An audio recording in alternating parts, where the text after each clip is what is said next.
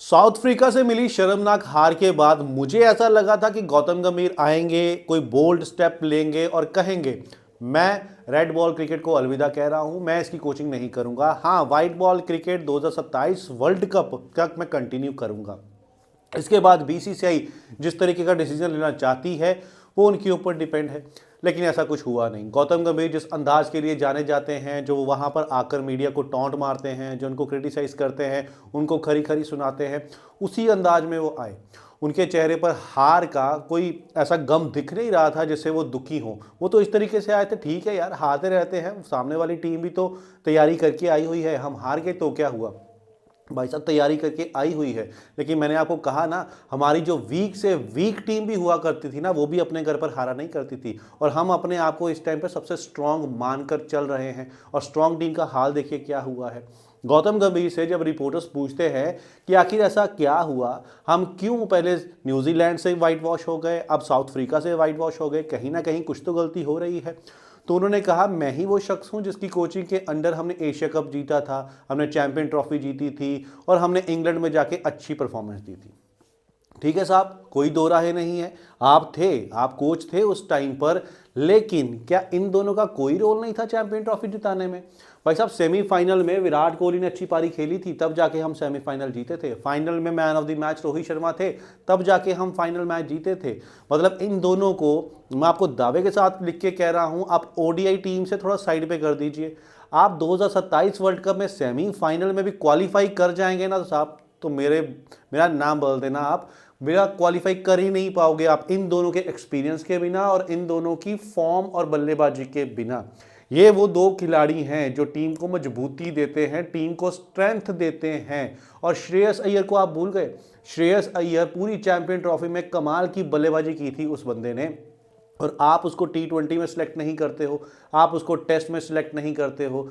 एक तो आपकी सिलेक्शन में ही सारी कमी है, लेकिन आप उसको एक्सेप्ट नहीं करते हो, ऊपर से आप जो आपको क्रिटिसाइज करता है उसको आकर ब्लेम करना शुरू कर देते हो कि ऐसा भी क्या हो गया अगर हम अपने घर पर हार गए। भाई बहुत कुछ हुआ है, अपने घर पर हम हारा नहीं करते थे, ठीक है, फॉरेन पर जाकर बहुत सी ऐसी टीमें आई जो नहीं जीता करती थी, चलता था, लेकिन अपने घर पर हारना बहुत बड़ी बात है। 66 ईयर में शायद पहली बार ऐसा हुआ है कि हम 2 सीरीज एक साल के अंदर अपने घर पर हार चुके हैं। तो भैया आपको जिम्मेदारी लेनी पड़ेगी। आपको कहना चाहिए था आके यार कि ठीक है बीसीसीआई के ऊपर छोड़ता हूं मैं, मुझे रखना तो रखे, नहीं रखना तो ना रखे, लेकिन आपने वैसा नहीं किया। और ऊपर से आपको याद होगा, हम रोहित शर्मा के कप्तानी के अंदर T20 वर्ल्ड कप भी जीते थे, लेकिन तब आप नहीं थे। उसका क्रेडिट आप किसको देना चाहोगे? क्या उसका क्रेडिट भी अपने आप को ही लेना चाहोगे? क्या राहुल द्रविड़ ने आकर ये कहा था कि मेरी कोचिंग के अंदर हमने T20 वर्ल्ड कप जीता है?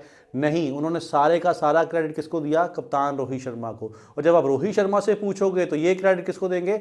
राहुल द्रविड़ को। इस तरीके से टीमें अच्छा परफॉर्म करती हैं जब सारी की सारी टीमें अपने लिए नहीं एक दूसरे के लिए खेलती हैं। लेकिन यहां पर आप किसी का बल्लेबाजी ऑर्डर सेट ही नहीं होने नहीं दे रहे हो। जो हमारे स्पेशलिस्ट बल्लेबाज हैं, जो टेस्ट के लिए जाने जाते हैं, उनको तो आप टीम में ले नहीं रहे। टीम की सिलेक्शन किस बेस पर होती है? डोमेस्टिक में जो परफॉर्मेंस देता है उसी के बेस पर परफॉर्मेंस होती है ना। तो डोमेस्टिक में ईश्वरन इतनी अच्छी परफॉर्मेंस दे रहा है, क्यों टीम में नहीं लिया जा रहा? सरफराज खान, करुण नायर इतनी अच्छी अच्छी परफॉर्मेंसेस डोमेस्टिक में दे रहे हैं, लेकिन हम उनको नहीं खिलाएंगे। हम उनको खिलाएंगे जो किसी ना किसी फ्रेंचाइज को आईपीएल में वो करता हो, आईपीएल की टीम से खेलता हो, हम उनको खिलाने वाले हैं। हम उनको नहीं खिलाएंगे जो आईपीएल टीम का हिस्सा ही नहीं है। ईश्वरन हिस्सा नहीं है, आप देख लीजिए, करुण नायर हिस्सा नहीं है, सरफराज हिस्सा नहीं है, इनको इसलिए टीम में शामिल नहीं किया जा रहा है और कोई कारण नहीं है।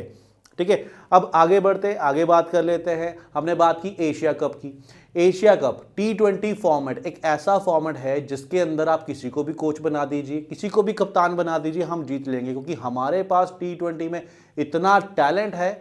हमारा टैलेंट मतलब मैं कह रहा हूं टीम से ज्यादा टैलेंट हमारा बेंच पर बैठा हुआ है, जिनको मौका नहीं मिल रहा है टीम में आने का। तो T20 की अचीवमेंट तो आप अपने ऊपर मत लीजिए, T20 में हम जीत सकते थे। और एशिया कप की बात कर रहे हो यार, कौन सी टीमें थी एशिया कप में, कौन सी ऐसी बड़ी टीम थी? क्या ऑस्ट्रेलिया की टीम थी, इंग्लैंड थी, साउथ अफ्रीका थी, न्यूजीलैंड थी?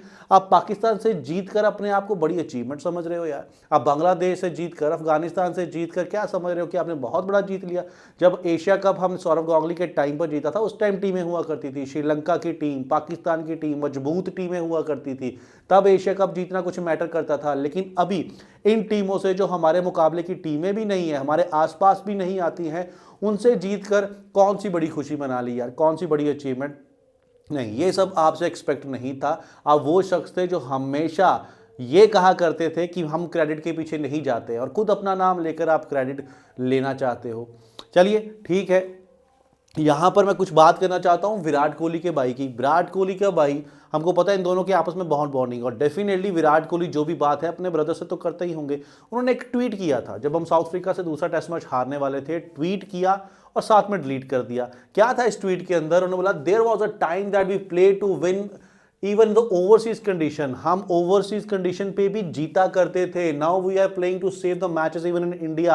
अब हम इंडिया में भी मैच बचाने के लिए जीत रहे हैं, जीतना तो बड़ी दूर की बात है। This is what happen when you try to boss around and change things unnecessary which were not broken. सबसे बड़ी लाइन ये है भाई, यहां पर उन्होंने कहा है ऐसा ही होता है जब आप बॉस अराउंड करते हो। तो किसके लिए कहा गया है? कोच साहब के लिए, क्योंकि कोच साहब आए और वो बॉसी नेचर के हैं, जो चाहते हैं वो करना चाहते हैं। एक उन्होंने कहा बॉसी नेचर रखोगे तो ऐसा ही होगा, और आप उन चीज़ों को ठीक करना चाहते हो जो कभी खराब ही नहीं हुई। मतलब आप ही वो शख्स हो ना, जब 2011 वर्ल्ड कप जीतने के बाद कहा गया था कि ऐसा कभी देखा है जो टीम वर्ल्ड कप जीती हो उसके बाद सारे खिलाड़ी बाहर कर दिए गए हों। अब आप मुझे बताइए, चैंपियन ट्रॉफी जीतने वाली टीम के कौन से खिलाड़ी हमारी टीम में हैं? क्या श्रेयस अय्यर को आपने टीम में रखा हुआ है? नहीं। पहले हुआ करता था जो बंदा ओडीआई में अच्छी बॉलिंग करता है उसको हम क्या करते थे, टेस्ट में भी मौका देते थे। जो टेस्ट में अच्छी बॉलिंग करता है हम उसको ओडीआई में मौका देते थे। लेकिन आजकल उल्टा हो गया भाई साहब। आप वाइट बॉल के अलग गेंदबाज हो, आप रेड बॉल के अलग गेंदबाज हो। अर्शदीप सिंह जो वाइट बॉल में इतनी शानदार परफॉर्मेंस दे रहा है, हम उसको रेड बॉल में मौका नहीं देंगे क्योंकि वो रेड बॉल नहीं करवा सकता। अजीब सा लॉजिक है भाई आपके, अजीब से फंडे हैं आपके। अभी रिसेंटली ओडीआई टीम की अनाउंसमेंट हुई। साउथ अफ्रीका के अगेंस्ट 30 नवंबर से 3 ओडीआई मैचेस खेले जाने हैं, जिसमें पहले अटकलें लगाई जा रही थी कि रोहित शर्मा को कप्तान बनाया जाएगा। लेकिन मैंने आपको कहा था कि रोहित शर्मा एक बार पीछे हट गया।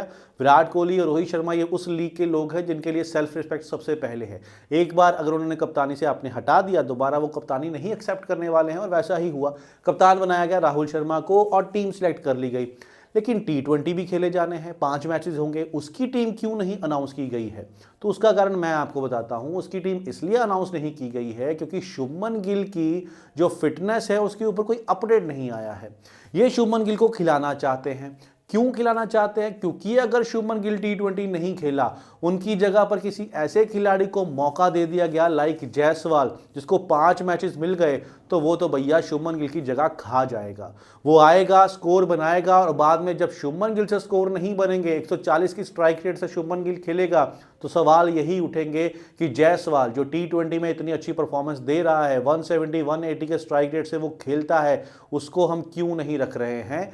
इसीलिए नहीं रख रहे हैं क्योंकि हमने एक बंदा बीसीसीआई ने चुन लिया हुआ है एज अ पोस्टर बॉय, जिसके ऊपर सारे पैसे खर्चे जाएंगे, जिसके ऊपर सारी प्रमोशन होगी, उसको तीनों फॉर्मेट का कप्तान बनाया जाएगा। इसी चक्कर में सारी टीम की उथल पुथल हो जा रही है। इसी चक्कर में संजू सैमसन को बाहर किया जा रहा है। इसी चक्कर में जायसवाल टीम में नहीं आ पा रहा है।